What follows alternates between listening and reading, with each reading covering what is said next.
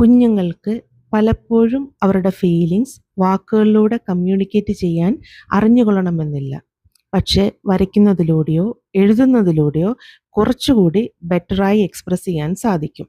നിങ്ങൾ സ്വയം ചോദിച്ചു നോക്കൂ, നിങ്ങളുടെ കുഞ്ഞിന് ദേഷ്യമോ വേദനയോ സമ്മർദ്ദമോ അനുഭവിക്കുമ്പോൾ do they have a safe way to express it?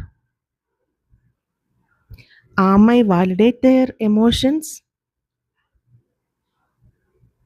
ഞാൻ ഒരു ബുക്ക് കൊടുത്തിട്ട് അവരുടെ ഫീലിങ്സ് എഴുതാനോ വരയ്ക്കാനോ പറഞ്ഞു കൊടുത്തിട്ടുണ്ടോ?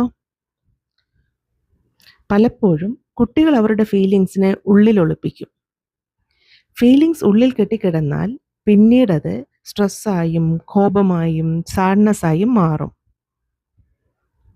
ഇന്ന് നിങ്ങളുടെ കുഞ്ഞിന് കളർഫുൾ ആയിട്ടുള്ളൊരു ബുക്കോ ഡയറിയോ കൊടുക്കുക.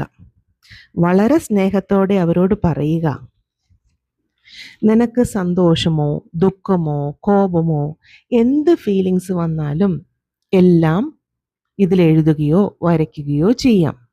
അതാരും നോക്കില്ല. It's your private space.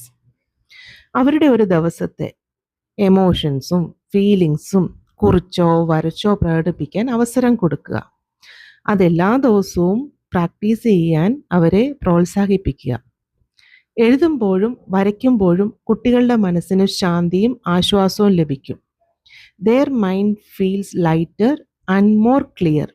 It teaches them healthy emotional expression.